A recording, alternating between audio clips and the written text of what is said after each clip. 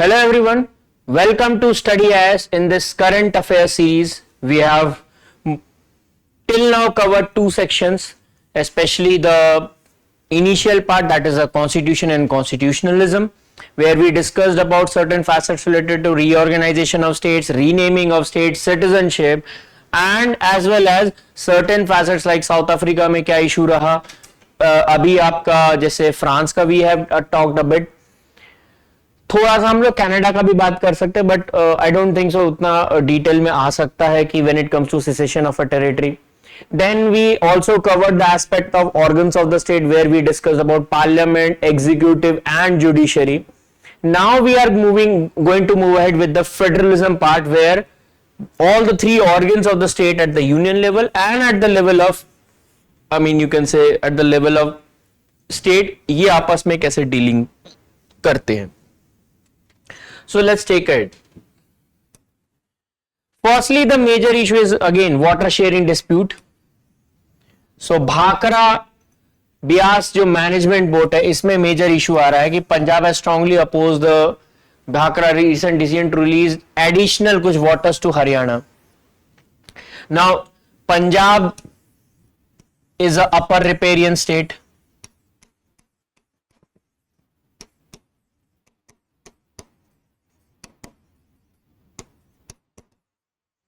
From where this Byas river is released.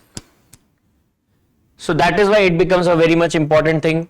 They were also planning to revoke all the agreements which are regarding related to water sharing. Origin of the water sharing क्या था? Again Haryana requested कि भाई interested कुछ extra हमें पानी चाहिए, ये था. चीफ मिनिस्टर ने डिक्लाइन कर दिया. देन बीबीएमबी का ये हुआ. बीबीएमबी भी मेजर स्टेट्स कौन कौन से होते हैं भाखरा इसमें, क्योंकि मेजर हमें ये भी देखना पड़ेगा कौन कौन से स्टेट्स हैं. पंजाब, हरियाणा, राजस्थान,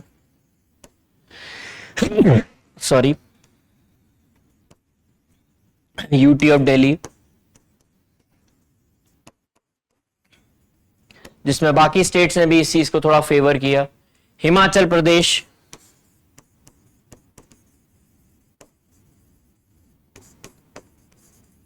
क्योंकि मेजरली यहां से आता है.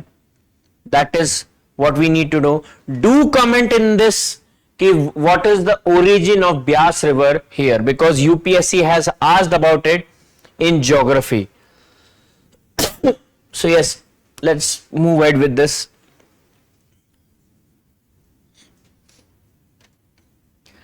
ये होता कहां से मेजरली, ये वाटर एलोकेशन और ये चीजों पे लेकर इशू क्यों आता है, क्योंकि ये देखा जाए इस चीज को अगर हम ओवरऑल देखें, बहुत सारे जैसे आपके आर्टिकल 260 आई थिंक 3 तो उससे रिलेटेड 262 हो गया जो आपके वाटर शेयरिंग और इन चीजों को हैंडल करता है, where we need to create some interstate water dispute tribunals और रिवर मैनेजमेंट बोर्ड्स हो गए, रिवर बोर्ड्स हो गए. Supreme court has been given this verdict कि भाई आप इसके अंडर में पहले ये हैंडल करेंगे, देन आपके पास वो चीज इशू जानी चाहिए. हाँ, तो इसी चीज को देखते हैं. आर्टिकल 262 को जैसा मैंने कहा, empowers parliament for the education related to this कि इंटरस्टेट रिवर और रिवर वैली को कैसे वो किया जाए. देन आपका स्टेट मेजर इशू है कि भाई ये यूनियन लिस्ट और उसमें भी कुछ कुछ आ जाता है और कुछ आपका स्टेट लिस्ट में आ जाता है, तो इसीलिए थोड़ा और क्राइसिस ज्यादा है. क्योंकि इसमें एंट्री 17 क्या कर रहा है कि एम्बैंकमेंट क्रिएट करना, वाटर स्टोरेज करना, वाटर पावर. लेकिन इंटर वाटर कैसे, अगर रिवर वैली को हैंडल करना है तब क्या करे, inter state river and river valleys वहां के केस में ये आ जाएंगे. तो इसीलिए interstate water river water dispute act already बनाया गया था. अगर ये नहीं कर पाता तो ये ट्रिब्यूनल उस चीज को हैंडल करेगी. Then central government must then constitute a water dispute tribunal. हालांकि एक सिंगल वाटर डिस्प्यूट ट्रिब्यूनल क्या बॉडी बन चुकी है जो यहां पे दिया हुआ है, और इस चीज को मेजरली वो किया जा रहा है कि भाई एक टाइमलाइन के साथ बाउंड करके आप इस चीज को जल्दी सॉर्ट आउट करें. सेंसस 2027 या 2026 जो भी आप कहना चाहो, इस पे मेजर क्यों आपका क्वेश्चन इस चीज से रिलेटेड, क्योंकि बिकॉज ऑब्वियसली हम सेंसस करा रहे हैं। कौन कराता है? फेडरलिज्म से रिलेटेड है। आपका जो यूनियन लिस्ट है उसमें entry 69 is related to this, and demographic एक एक्सरसाइज होता है। किस तरह से करा रहे हैं हम लोग? डिजिटल इन्यूमरेशन, कि भाई एक मोबाइल ऐप के थ्रू आप करा सकते हो, फास्टर कलेक्शन होगा। कॉम्प्रिहेंसिव कास्ट इन्यूमरेशन, ये पहली बार होगा आफ्टर 1931, बिकॉज मेजर कंसर्न जब मंडल कमीशन के रिपोर्ट के बेसिस पे रिकमेंडेशन दिया गया था कि 27% आपको ओबीसी को देना है, उसमें एक मेजर इशू क्या था कि और डेटा थोड़ा सा ऑब्सोल्यूट था। तो ये उसके बाद कहीं ना कहीं एक मेजर बहुत बड़ा शिफ्ट रहेगा। रिजर्वेशन की पॉलिसी शायद चेंज हो सकती है, जेंडर डायमेंशन की बात आ सकती है, हाँ भाई। And serves as the basis for delimitation process, because जो हमारा 84th कॉन्स्टिट्यूशनल अमेंडमेंट एक्ट था वो इसी चीज से रिलेटेड था कि वेयर 2026 तक डिलिमिटेशन एक्सरसाइज को फ्रीज कर दिया गया था। 84 के पहले इसका हाफ, यानी 42nd कॉन्स्टिट्यूशनल अमेंडमेंट एक्ट, उसने उसके पहले फ्रीज किया था। One thing is for sure, at any cost आप ये समझ लो, हो सकता है यूपीएससी या तो प्रीलिम्स में या तो मेंस में 42nd कॉन्स्टिट्यूशनल अमेंडमेंट एक्ट पूछ ले, why 50 years of it is getting completed. तो ये मैं बार बार कह रहा हूं, ये पूछ सकता है यूपीएससी, या उसको बेसिस बना के UPSC is going to ask certain question कि भाई पार्लियामेंट के अमेंडिंग पावर्स को कैसे चेंज किया गया, अनब्रिडल्ड पावर कैसे बना, specially during the time of emergency, उसको कैसे सॉर्ट आउट करने के लिए 44th या बाकी फर्दर कैसे, जैसे मिनर्वा मिल ने कुछ कुछ प्रोविजन को अनकॉन्स्टिट्यूशनल डिक्लेयर किया, 44th ने कुछ कुछ उसमें से हटाया, बट सारे चीजों तो नहीं हटाई गई थी, because there were certain good facets of 42nd Amendment Act।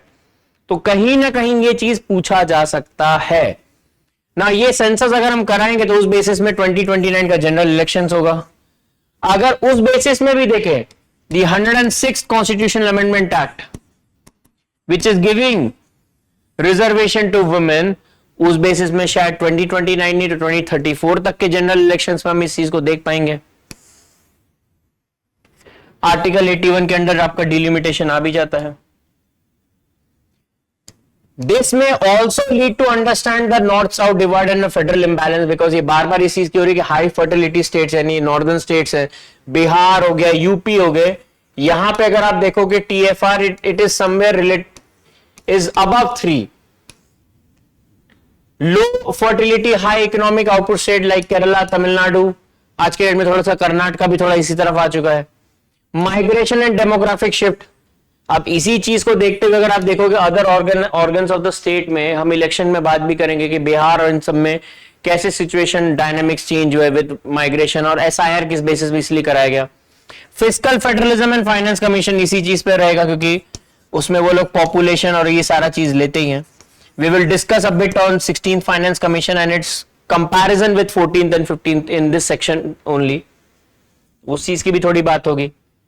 State health regulatory excellence index, ना ये सेंटर इस तरह के कुछ इंडिसेस, या जैसे पावर डिवोल्यूशन इंडेक्स है, इस तरह के बहुत सारे different indices from time to time it brings to understand the competition between the state and the quantum of development that they have done in that particular domain.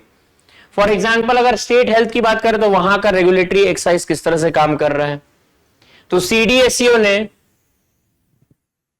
एक ये वो किया है श्रेष्ठ, जिसे कहा जाता है state health regulatory excellence index, किस चीज पे काम करेगा चेक करने के लिए, हाँ भाई किस तरह का रेगुलेशन है।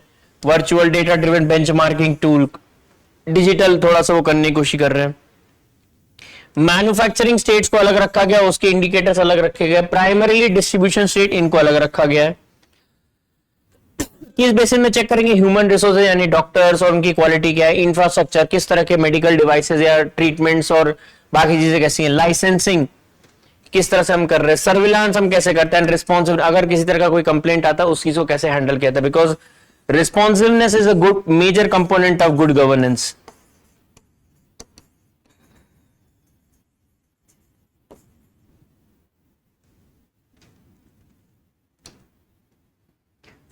तो अब ये चीज जस्ट थोड़ा सा एक आइडिया रखना कि श्रेष्ठ किस चीज से रिलेटेड है। PM Svanidhi scheme empowering state, ये थोड़ा सा लोकल में आना चाहिए था, बट ठीक है, लोकल से ही इंक्लूड करके हम वो करते हैं कि अर्बन गवर्नेंस के कहीं ना कहीं पार्ट है।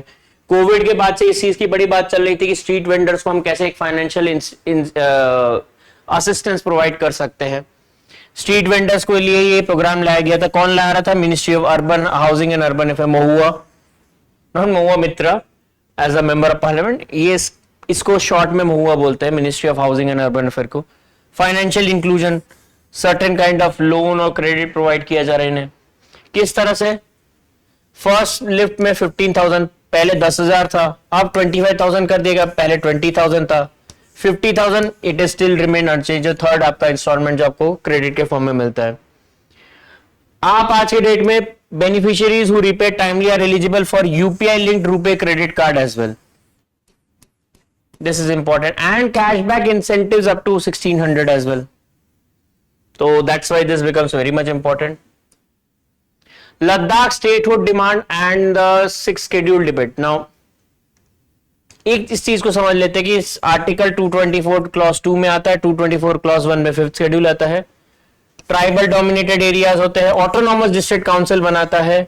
मेजरली किस चीज को रेगुलेशन के लिए? लैंड, फॉरेस्ट, कस्टम्स और इन चीजों को हैंडल करने के लिए। इसको थोड़ा सा डिस्कस कर लेते हैं, why it is important, because fifth and sixth schedule area थोड़ा सा यूपीएससी पूछता भी रहता है from time to time in UPSC. And जैसे 2022 में पूछा है, 20 में पूछा है, बहुत बार रिपीट करता है। They have this habit to ask this question. So fifth schedule area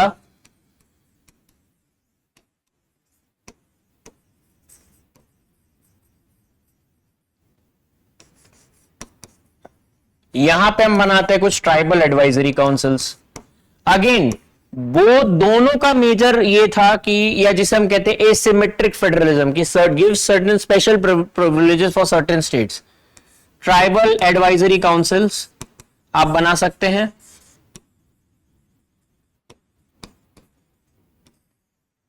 कौन कौन से स्टेट्स में है? अल्फाबेटिकली अगर हम देखें, छत्तीसगढ़,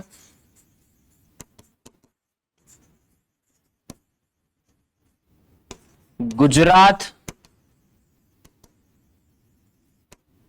हिमाचल प्रदेश,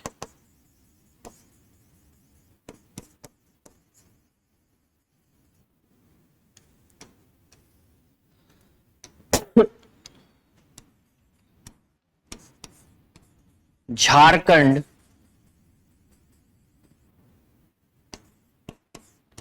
महाराष्ट्र, मध्य प्रदेश,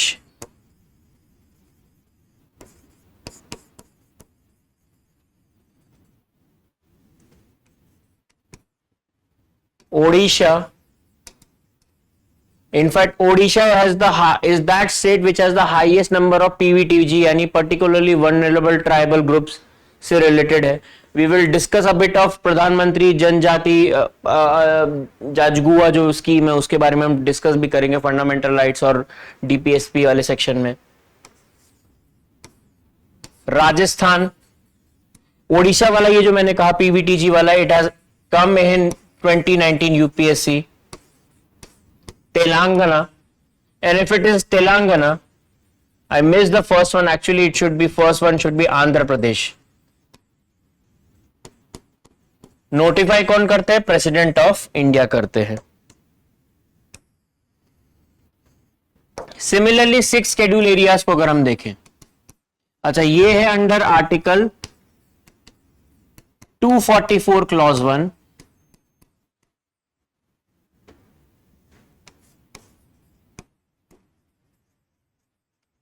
six schedule areas come under article 244 clause 2। इसमें हम क्या बनाते हैं? ऑटोनॉमस डिस्ट्रिक्ट काउंसिल, जो अभी हमने बात की। कौन कौन से स्टेट्स में है? असम, त्रिपुरा, मिजोरम, मेघालय, और इसमें भी 10 डिस्ट्रिक्ट हैं। जैसे असम में आपका कार्बी आंगलोंग है, आपका बोडोलैंड हो गया, त्रिपुरा में त्रिपुरा ट्राइबल डिस्ट्रिक्ट हो गया, मिजोरम में उस तरह से उसी तरीके से अलग रखे गए, कुछ कुछ रीजन रखे हैं, मेघालय में आपके अलग रखे गए हैं, जैसे आपका गारो खासी जयंतिया है, मिजोरम में ला चकमा इस तरह के आ जाएंगे। तो ये कुछ कुछ अलग अलग आपके डिविजन्स आ जाते हैं उस बेसिस में, and this is how it is overall in a developed in structure. Major इनका इनिशिएटिव या इंटेंट क्या था? Prohibit the transfer of forested land.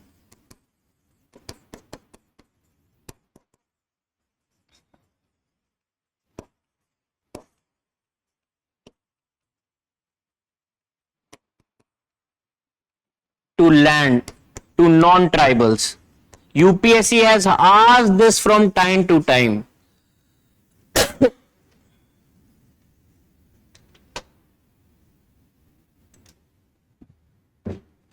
Similarly, when we discuss about a PM Shri skill, why Kerala will take center to the, ये एक scheme 2-3 साल पहले union budget के through launch किया गया था टू एनहांस द क्वांटम और quality of education in the country ecosystem को ओवरऑल की। और उसमें क्या हुआ कि उसकी बेसिस पे पीएम श्री के कुछ के अंडर में कुछ जो फंड्स रिलीज किया था उसको विथहेल्ड कर लिया। दैट इज वाई केरला ने सेंटर पे ले आने के लिए सोचा। Not why because Kerala has not adopted the same. किस चीज के लिए है? PM schools for rising India, ministry of school education department, actually it is department of school education है, डोसल कहते हैं हम इसे। मेजरली अपग्रेड एग्जिस्टिंग जो करंट स्कूल्स हैं उन्हीं में उनकी क्वालिटी को बेटर करना है, उस चीज पर है। सेंट्रली स्पॉन्सर्ड स्कीम है तो भाई कुछ सेंटर देगा एंड कुछ आपका स्टेट देगा।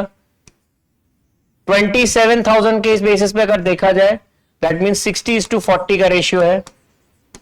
However, when it comes to special category states, कौन कौन से स्पेशल कैटेगरी स्टेट्स हैं? जैसे आपके हिमालयन स्टेट्स हो गए,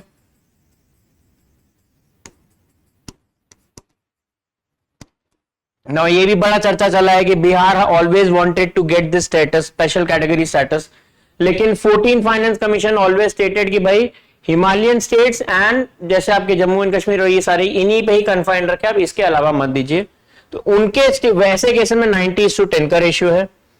करंट इतने सारे डिस्ट्रिक्ट में इंप्लीमेंट हो चुका। कौन कौन से नॉन पार्टिसिपेटिंग स्टेट्स हैं? केरला था, तमिलनाडु, वेस्ट बंगाल, अगेन जो जो नॉन बीजेपी रूल स्टेट्स थे उनसे रिलेटेड था।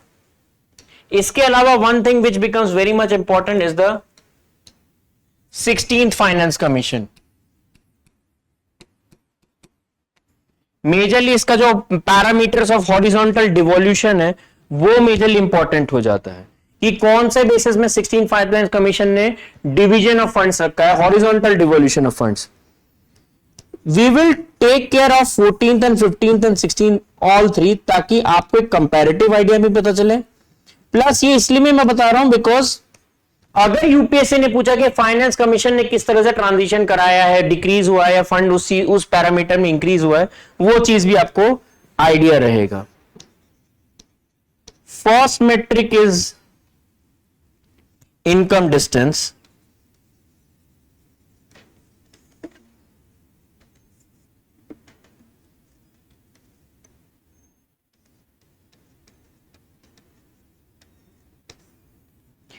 यानी जितने फंड्स किसी भी उसको मिलना चाहिए दैट इज 50%। 14 ने कहा था, 15 ने इसको 45 किया एंड 16 ने इसको 42.5% किया। देन कम्स, ये तीन को हम एक साथ देखेंगे, census 1971, census 2011 and demographic performance.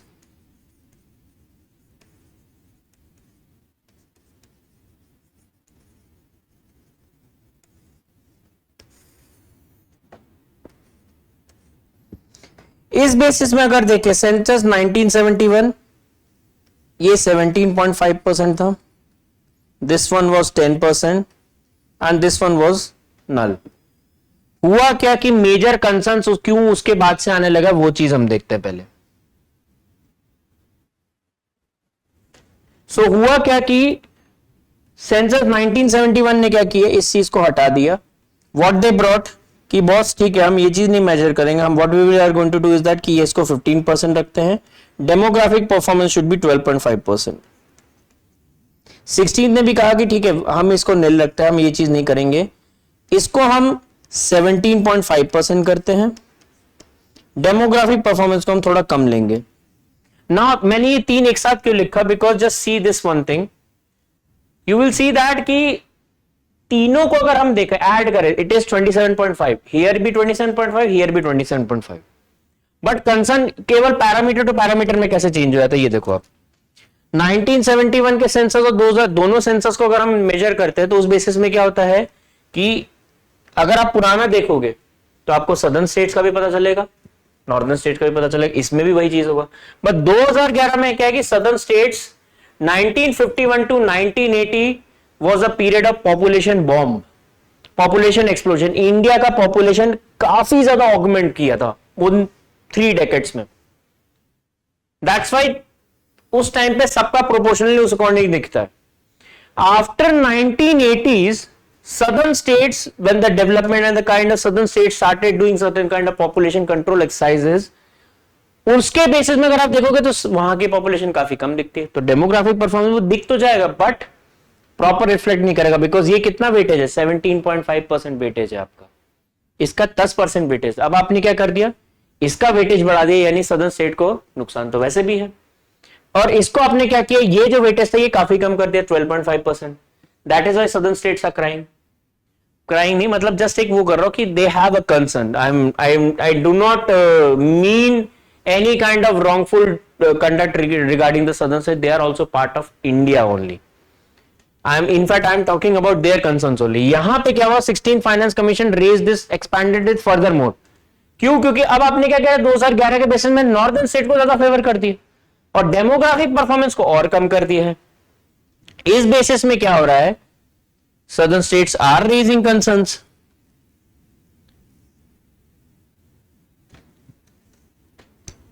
Next comes area, यानी उस स्टेट का एरिया कितना है. Here it is 15%. This one also was 15%. 15 ने इसको चेंज नहीं किया. 16 ने इसको कम कर दिया कि भाई एरिया को ही अकेले नहीं देख सकते.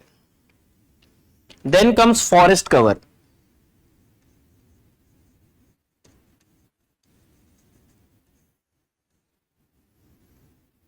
Forest cover was 7.5%, but there was no sign related to it in 15th and 16th. मैं अभी इसको भी बताता हूं कि क्यों. And then tax efforts.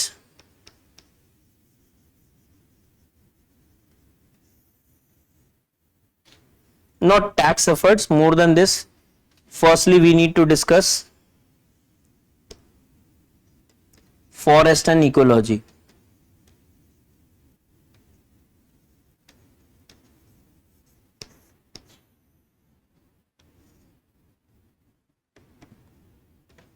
There forest and ecology यहां पे 10%, 10%. नाउ ये चेंज क्यों लाया गया.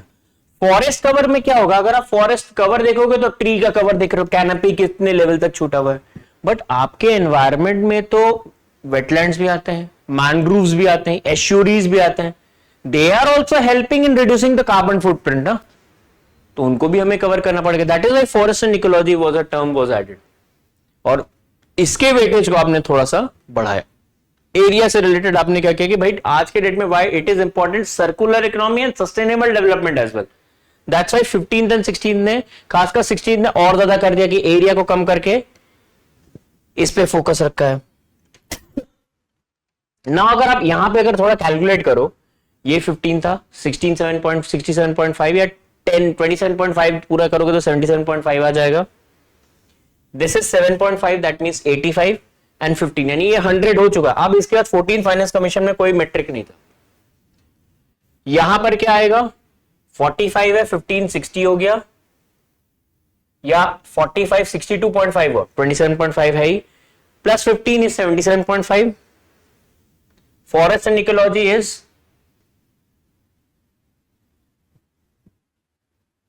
इस 10%, तो ये आपका आ गया उसमें कहीं ना कहीं what you can say that कि इसमें भी आपका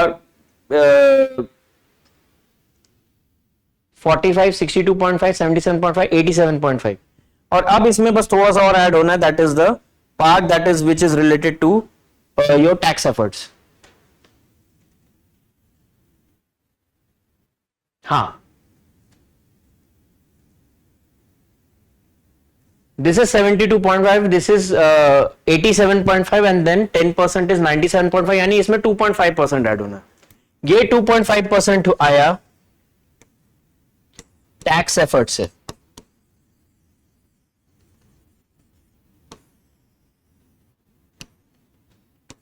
this was introduced only in the 15th finance commission, और क्योंकि 2.5% बच रहा है उन्होंने इस चीज में इंक्लूड कर दिया. ना यहां पर अगर हम देखें 16 के में क्या हो रहा है, 42.5 एंड 27.5 यानी 70% हो गया, प्लस 10% आपका 90% हो गया. इनमें 10% और ऐड होना है. सो 16 ने इसमें एक ऐड किया, that is contribution to GDP. कौन सा स्टेट कितना कंट्रीब्यूट कर रहा है उस चीज को उन्होंने इंक्लूड किया, जिसके बेसिस में यहां पे 10% लाया गया. दिस हैज समवेयर हेल्प कि भाई सही, क्योंकि सदर्न स्टेट्स हो गए, वेस्टर्न स्टेट्स हो गए, जहां पे जो which are contributing towards the other than primary sector, secondary and tertiary sector में, तो उनका कंट्रीब्यूशन बढ़ जाएगा. नॉर्दर्न स्टेट्स में क्या है, यहां पर आपको कहीं ना कहीं प्राइमरी सेक्टर का कंट्रीब्यूशन ज्यादा है. And we know this basic, अगर इकोनॉमी आपको सबको पता है, वी नो दैट कि प्राइमरी सेक्टर का कंट्रीब्यूशन जनरली कम रहता है in comparison to secondary and tertiary. And tertiary जो ज्यादा टैप कर रहा है तो वो तो उस बेसिस में आगे रहेगा ही रहेगा. That is why economically southern states को तो ये काफी फेवर किया होगा.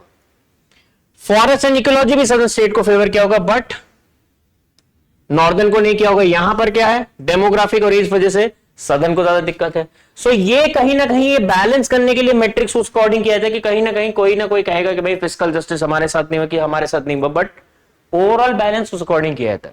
मैंने ये इसलिए बताया बिकॉज 15th फाइनेंस कमीशन से related question has been asked by UPSC last year as well, 2023 में ऑन पैरामीटर्स, एंड 16 में भी शायद का ये पूछ सकता है, तो ये थोड़ा सा ध्यान रखना है. So with this we are wrapping up this session. Hope you have liked it and thank you so much and good bye. Dear students, हमारे चैनल को लाइक शेयर सब्सक्राइब करें और अपनी तैयारी को और बेहतर बनाएं.